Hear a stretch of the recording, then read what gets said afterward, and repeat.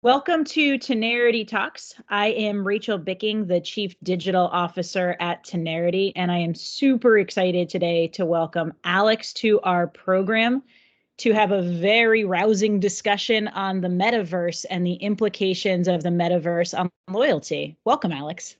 Hi, Rachel. Nice to see you. Absolutely. Did you mind, before we kick this off, because I know your experience is not only super impressive, but unique in this space, going through and giving us a quick introduction?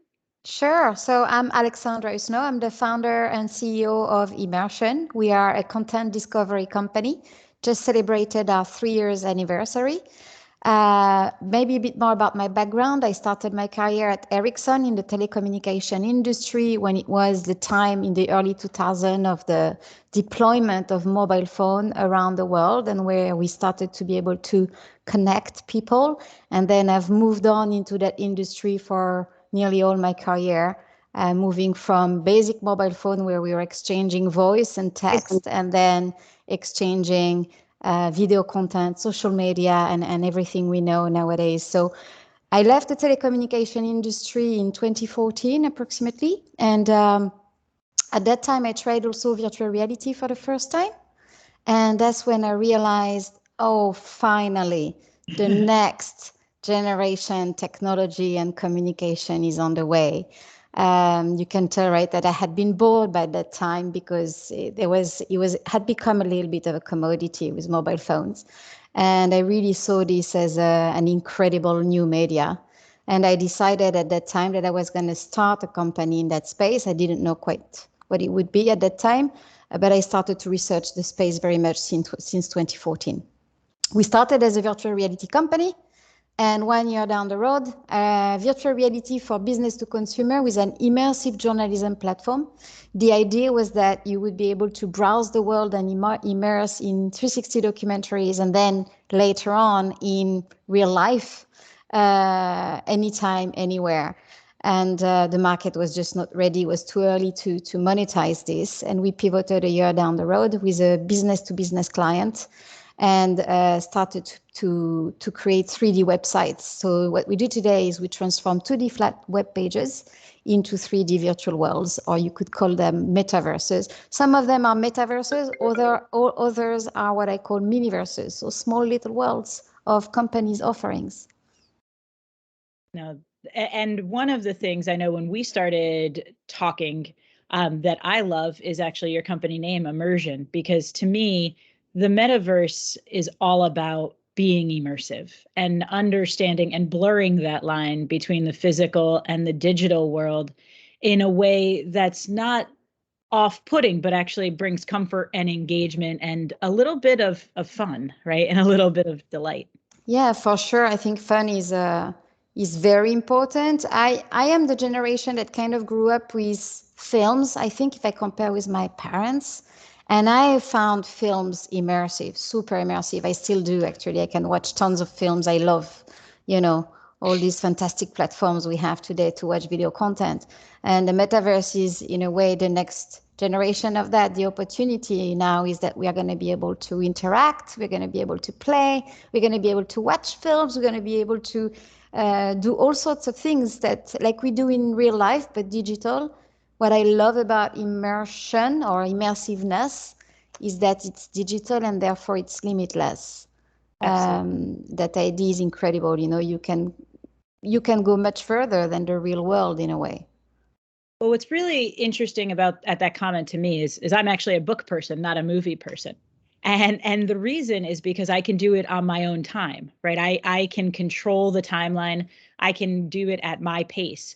And the metaverse is very appealing to me because I have a similar approach to video content and immersive content where I can own my own experience and make my own choices within that very gamified, unique, immersive, videographic type element versus a video content, which candidly doesn't appeal to me that much because you start and you got to wait for it to stop and it's on the video timeline. So I do think there is the metaverse just has so many opportunities. But before we kick this off, I think there's been a lot of miscommunication, discontent around the definition of metaverse. So I would love to hear your definition, your working definition of the metaverse, so that we can all on this program start with a base level of understanding. So for me, the metaverse incorporates multiplayer video games, so which we used to call MMOs. It includes virtual reality technology, which can be single use, multiple users. It includes augmented reality. It includes Web3. And to some extent also NFTs, and the whole blockchain topic is kind of getting mixed into that as well. So it's a very broad area. Essentially, I like to think of it as the multimedia and telecommunication of the future, which will be extremely visual and immersive. Definitely. And I think too, when we talk initially, when the metaverse concept came out, there was confusion over Facebook's version and Meta versus the larger concept of a metaverse. And in particular, I think Facebook had it very intertwined with AR. And that's not always what the metaverse has to be. You can transform 2D web pages into 3D, like you suggested in the gaming community, and have a metaverse component that doesn't require you to invest in, AR goggles or something more. I mean, I was the first to make that mistake because I started my company as a virtual reality company where you needed a virtual reality headset to use the content. And I've realized that I was forcing the market to consume this information in a certain way, while there could have been multiple ways. So I've had to rewind and think back again. If you look today, I mean, I don't know what's the penetration of mobile phones in the world, but everybody has a smartphone. Many people have laptops, desktops, some sort of computer at home, whether is it personal or home computer for the family. Some people start to have virtual reality headset, augmented reality headset, but you should make this content accessible via multiple devices. And that's why I personally love the web so much, because the web is really an access point that you can get from any display. And we shouldn't confuse the display from the experience in a way. Absolutely. And I think, we talk a lot about being outcome based. And for me, and hearing what you said, the outcome of the metaverse is to have something more experiential, to have a community and to turn that community into an economy of sorts. And whatever channel that we choose to interact with it and interface with it, whether it is that digital web page or it's goggles or glasses or whatever the next version of that is, it's still, the outcome is the same, which is being immersed in an experience and a game, right? Yes, absolutely. And if we can maybe think of it for companies who are investing in that, I mean, they need return on investment. And the return on investment is through the audience that has access to certain types of devices, and the web also, for example, and apps. I mean, it needs to be accessible, first of all, for getting the ROI. Absolutely. And it does, I think, expand the targeting and the audience that we have if we allow consumers the way that they want to interact with it and choose that how they want to, interface. I think we talked about omni-channel so much in marketing for so many years. This is just the next level of omni-channel. Yes. And to some degree, I've always been a proponent of actually taking out the word channel entirely, because omni-channel almost gives it, too much focus, and saying channels don't exist anymore. Whatever the consumer wants and the way that they'd like to interact is what we will offer. And I do believe the metaverse is more than that, because there is that social, economic, community driven, the NFT approach, the way that we're thinking about Web3 as an architectural component that balances those, but it is certainly someplace where consumers can start to get lost. So, on that note, and you mentioned the commercial side, how do you feel like brands can start to take advantage of this realistically, pragmatically? I think for me, there is one no-brainer is to start to create a world. And I'm preaching a little bit for what we do, but if you start to create a 3D asset world, 3D asset package and your world, you'll be able to communicate visually what that world and what your brand and your business is offering in a 3D way. Those kind of assets or visuals, you can port them in any channel of the metaverse later on. You can decide where they go.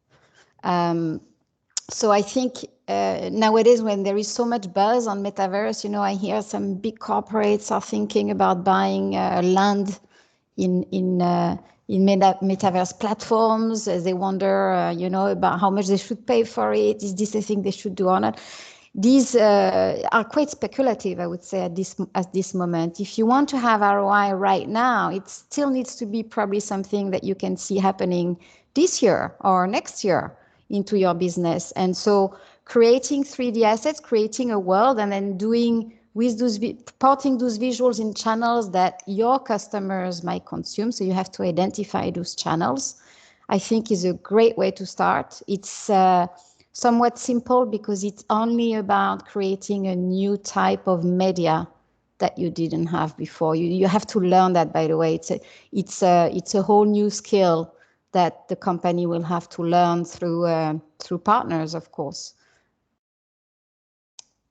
No, that makes total sense to me. I think, when we look at even our brands and in our space and in loyalty, it's for me that level of immersion of keeping consumers engaged and giving them more ways to interact with both the brand but also with each other, really creating that digital space to create that relationship, those connections, is hyper important, particularly as we continue to remain working from home and we remain remote. Those digital communities become more important.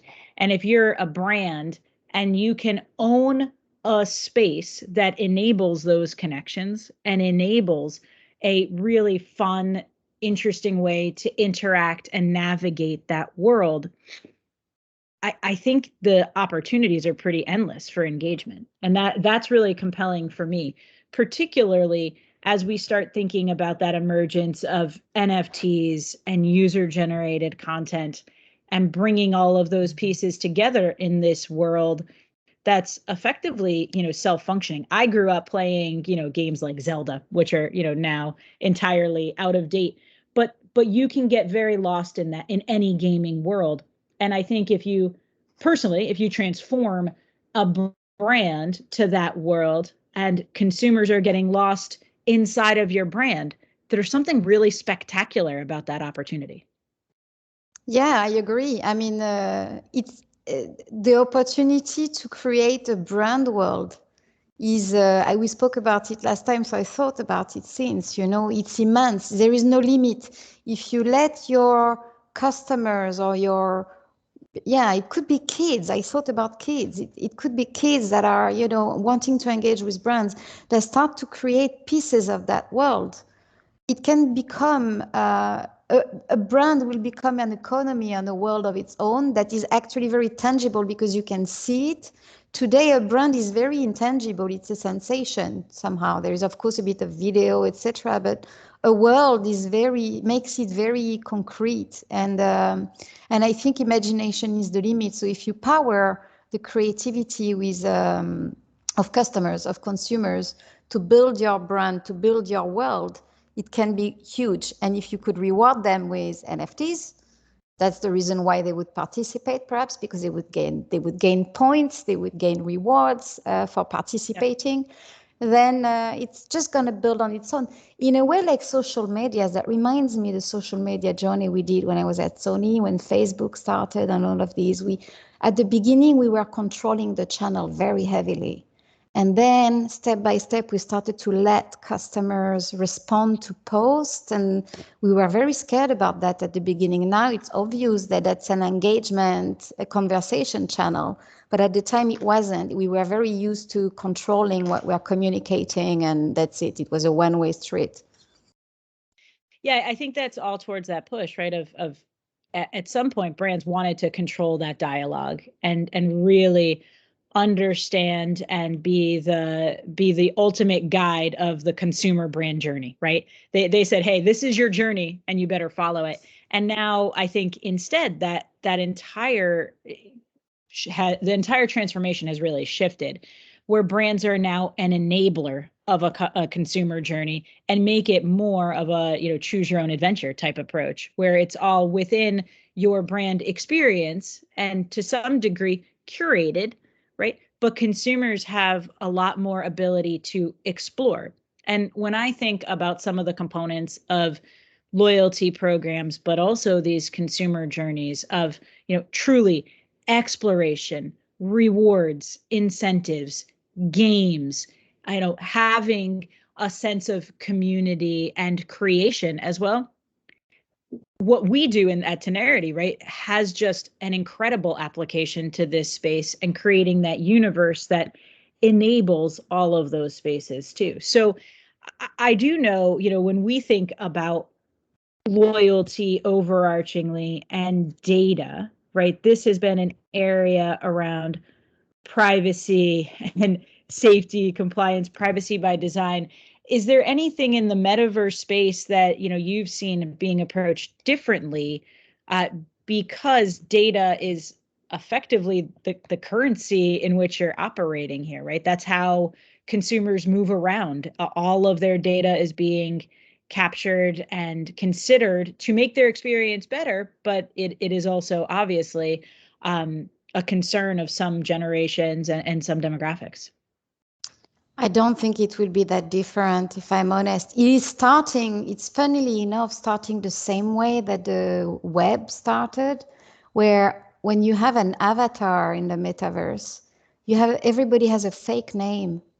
We all have like names that are barely readable sometimes. So there is this notion that you don't want people to know who you are, which we had at the beginning of emails, right? Who didn't have an email that was not your first name and your last name? I definitely had one. And the same with social media. I mean, I have massive issues with my Facebook account because I put so many wrong information in it because I wanted to be anonymous 15 years ago.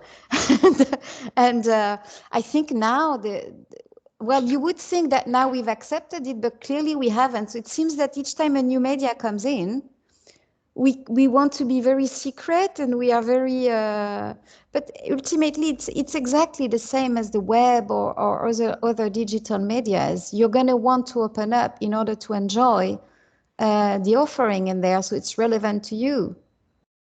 And I think because of the architecture being Web3 based, the transparency and access to that data is much easier regardless, right? I think the entire promise of Web3 gives us a little bit more adherence to a lot of the privacy by design components as well. I hope so. Do you think, Rachel, so people will be able to somewhat control better who has access to their data? I hope so. I mean, I think that's a lot of the promise of decentralization and the ledger. And I would hope that having, owning that data, owning my own data, and being able to say, hey, listen, my healthcare provider, I would love to give you this data, all of my data, so that you can then give me information back that I don't know about myself. I have a lot of connected health devices. And if there was a way for me to own that in a way that was secure. And that's why I'm hopeful that, Web3 will move towards.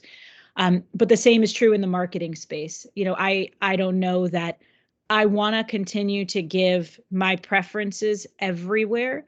I would much prefer to say, listen, hey, brand XYZ, here is who I am. Here's all the information about me. If I give it to you and you have the right value exchange for me, what can you give back that helps me find something new? And again, adding in that layer of the metaverse to really navigate in a fun way brings a lot more control over it. But I do think as we move away from cookies, as we move away from sort of these outdated ways of guessing at who a consumer is, I think the future is just to ask. Say, hey, Alex, can you tell me about you? Because then I can give you some really cool stuff in return.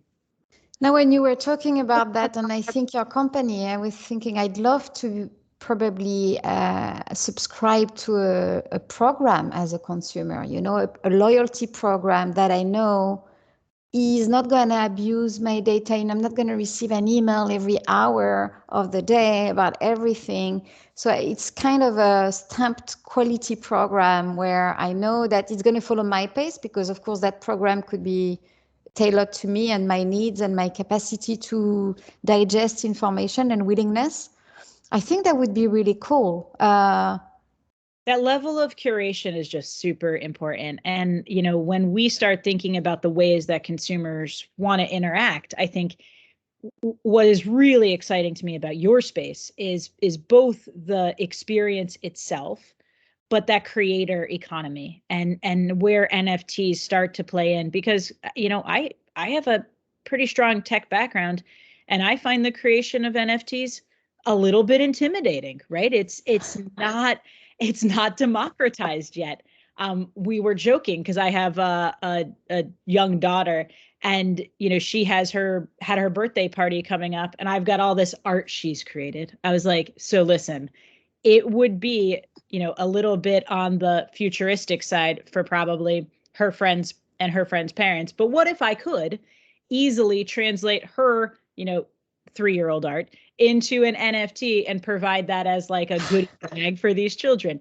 Again, probably pushing it too far, but what's really interesting when we're starting to talk about loyalty and engagement programs for me is, can we make that process easier? Can we make that less intimidating to the average person?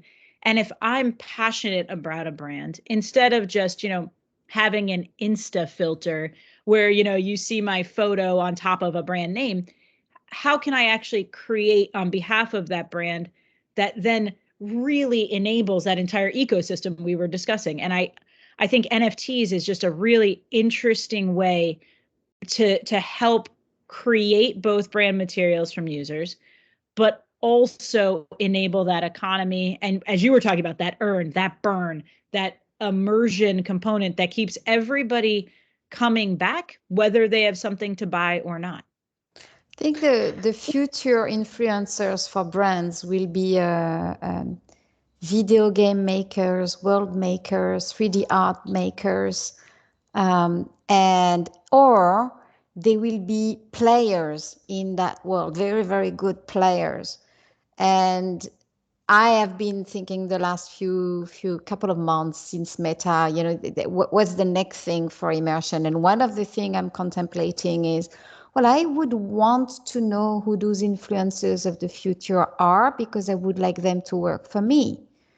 And then I'm sure the brands is going to want them to work for them, right? But this is the next generation influencer. It's not going to be that you're going to go to a super top art school. This is going to be democratized. Right now, you go to 5 years art school to create worlds.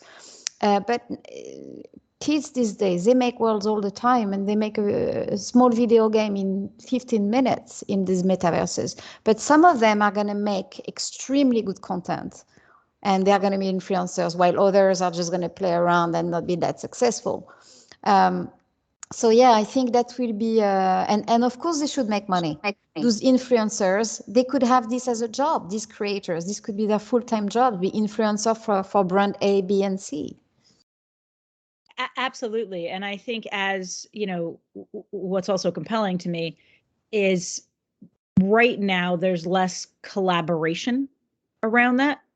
But, when we talk about creation in the metaverse and what it really enables is also that digital collaboration and the ability to build something better because we're all working together, even from people that you don't necessarily know personally, right? You can find those people and make those connections on behalf of whether it's a brand passion or even a brand initiative passion. I think, as we're, I do quite a bit in the sustainability space and thinking through what the next level of that is and what that means to brands who really want to achieve that. And if you have influencers who are also passionate about it, to work together to take advantage of that community and build something, better together, I find that would be a world I'd like to join, right? And work with those people. Me too. Now, as we, I think NFTs, again, there's one, to your point, the democratization of it, that people are still intimidated by it. And I think a lot of the viral experiences that have happened, people are seeing these huge dollars, like, wait, they just bought, something super intangible that no one will ever see from Burger King or, any of these brands. Do you see a future for that overlap between NFT and the metaverse where brands can control it, that gives everybody something a little bit more tangible? Is the metaverse that channel that makes NFTs even more real, I guess, is how I'm trying to ask that. I guess so. If I'm trying to think of it again, I think the brands are going to be the buyers of the NFTs.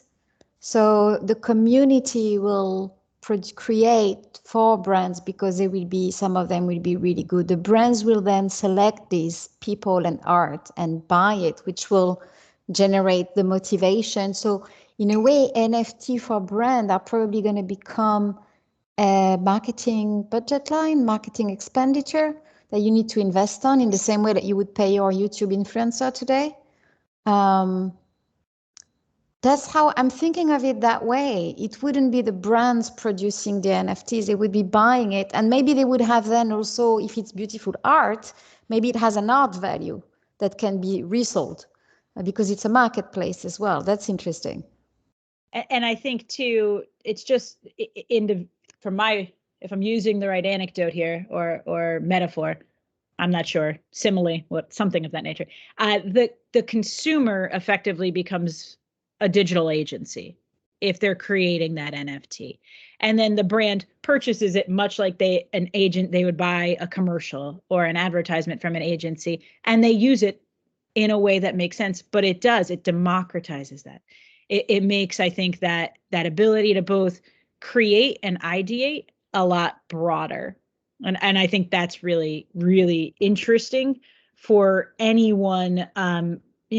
We know there's a bunch of macro trends going on right now with the Great Resignation and working for yourself, and which is fantastic. I think the creator economy allows for those things to occur, and as it becomes more evolved, the convergence of those trends, I think, is something to watch. Yes, agreed. Now, as we start thinking at Tenerity, at least, I've been putting a lot of thought into points, rewards, and blockchain, and how that plays out in the metaverse. It's compelling for a couple of reasons to me. Now, points is just another currency at the end of the day. Yes. And so is crypto. It's just another currency. So breaking those things down to the lowest common denominator, the way that we have been thinking about points on the blockchain is both an architectural decision, of course, to decentralize and to make sure that points lose that inherent or fixed value in a specific currency and have the ability instead to be translated to any currency. But I think similarly to our previous discussion on the consumer data, points then have value, or that currency, that blockchain, whatever we're going to call it, maybe it's stablecoin, maybe it's something else. We bring that value and we can earn that in that metaverse economy. And I I personally feel like there is a version of this metaverse world where NFTs become both earn and burn, right? And gamification becomes both earn and burn. Doing jobs in the metaverse in that community becomes an earn capability. And then we have epic amounts of content, whether it's offers, experiences, something exclusive. It is, anything you can possibly think of that you would want: merchandise, gift cards, CLO, in this shopping marketplace experience. To me, it just is so perfect for loyalty because it opens up the ability at the very basic level. It opens up more channels to earn points or currency, and it creates a more cohesive way to burn in this sort of virtual marketplace. I know we spoke about this, kind of on an ongoing way when we've discussed in the past. Do you have any thoughts on how this could potentially converge? I have two things on the topic of earn and burn and then blockchain. One is I did a test with my son a couple of weeks ago. I went on a platform called Sandbox and I told him, just spend half an hour with me and show me what you can do on there. And I was so surprised. He had never been on there, but for him, one platform is the same as another platform. It's seamless already. And he was very quickly able to understand the concept of earning, burning, the currency in that space, the points were sand, and then how do you transfer sand into Ethereum, so cryptocurrency, and what the exchange rate of that cryptocurrency in British pound was. He understood that whole process of the economic system in there. And I was very impressed. He's 14 years old, just to, he's 14 years old. So I'm like, okay, seems that we're on good hands for the future here. Then I'm more concretely, I'm thinking with a project, I'm thinking about how do I incorporate NFT.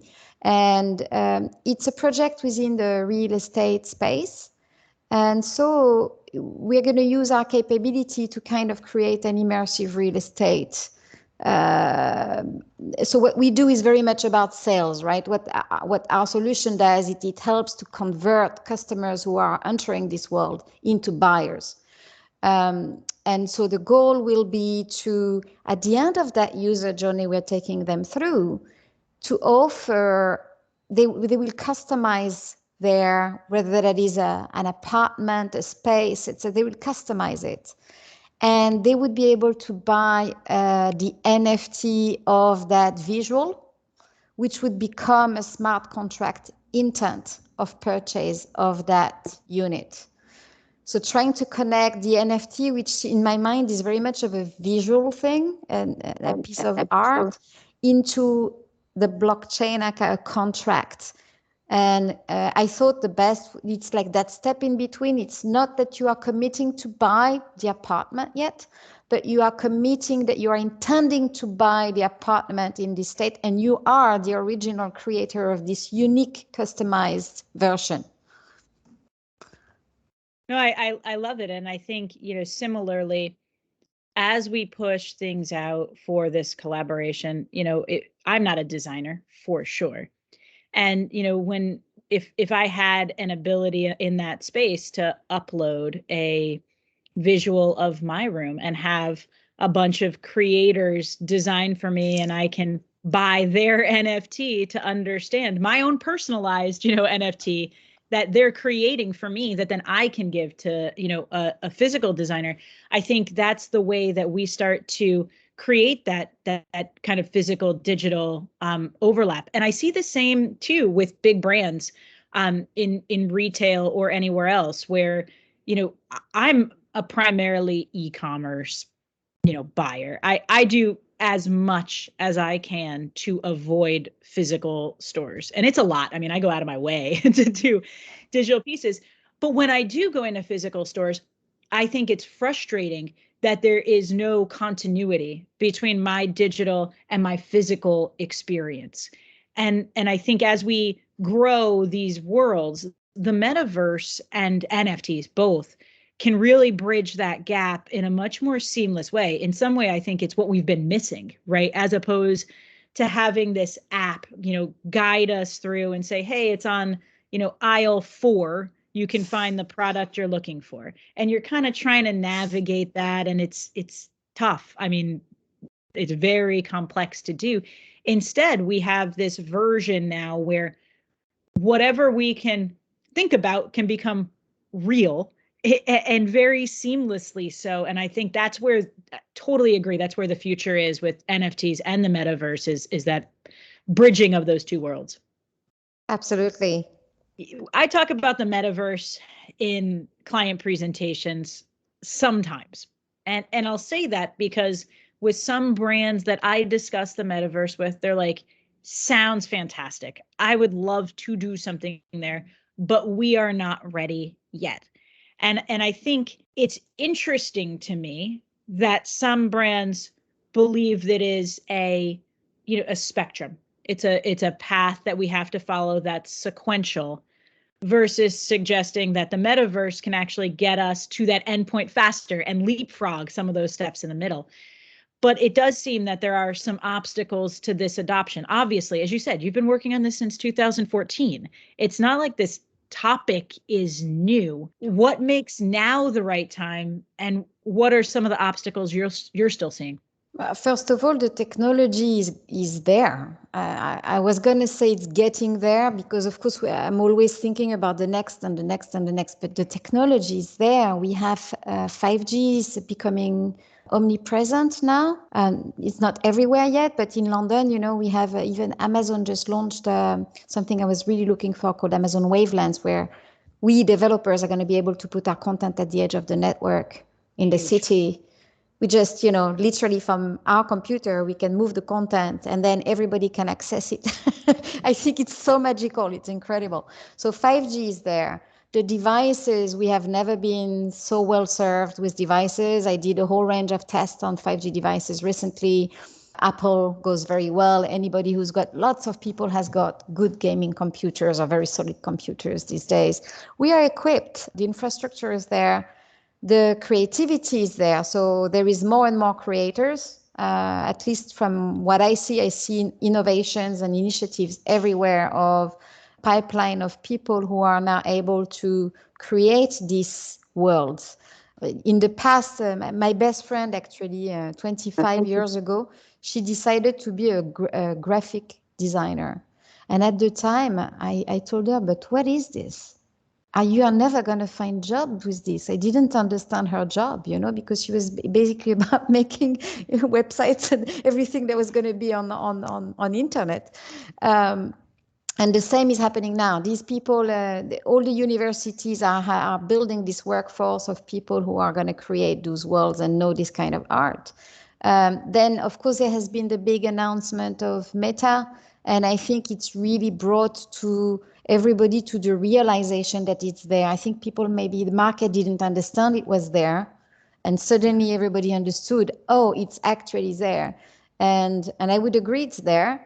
A year ago, I used to have to convince my customer to explain what are the benefits of a visual experience on a website. I had to explain that.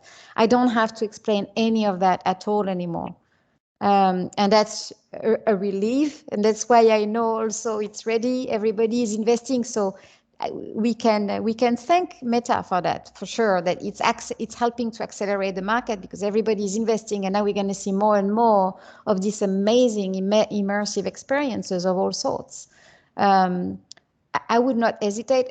I have a couple of data, by the way, for marketeers. 90% of information that is transmitted to the brain is visual, and our brain processes visual 66 times faster than text. So you might want to, of course, there is video, but video, we have a lot of talking heads in videos. We're not talking heads here. We're talking about full-on experiences with games and interactions and worlds. And people are going to be able to understand and feel an affinity with brands a lot more in this kind of context. No, I absolutely agree. I'm actually down at Disney right now with my daughters because they're little, right? And this is something that's I think magical to them. And it's the entire time I've been here, it's been fascinating to me because what Disney has created for them is a magical world, and it is incredibly physical. But if you think about the way that they will grow up, they'll have access to these magical worlds literally at their fingertips, and it will become their reality. That not that Disney's going away or anything of that nature, but this will become an everyday experience for them, I believe. And I think you're exactly right in highlighting that there's more understanding and interest in this space. I think there's still not been a way to bring it all together, which will be very fun to watch. And I think what you guys are doing at Immersionn is very compelling in how it meets the consumer, how it fits within the web channel specifically, and the digital channel, and making that just so engaging and bringing it to everybody's fingertips, even individuals who I think even when they experience something that's 3D, I don't know that everyone would say, "Hey, that was a great metaverse experience." You're right? Like, I don't think they They know. wouldn't know. You don't need to use this word, right? That's the point, exactly. The word is creating somewhat of a confusion, right? It's just a great experience on the web. Exactly. No, and I think the opportunities are pretty endless and infinite if we can get out of using that word and letting people just focus on the value of that immersive experience. Yeah, I agree. Awesome. Well, Alex, as always, a absolutely fascinating conversation. I always learn something speaking to you, and really appreciate you taking the time. I look forward to learning about the next iterations of your company and your product, and working together to deliver a loyalty metaverse experience. Thank you, Rachel. It was a great conversation. And the same, we look forward to expand the world of the metaverse for loyalty.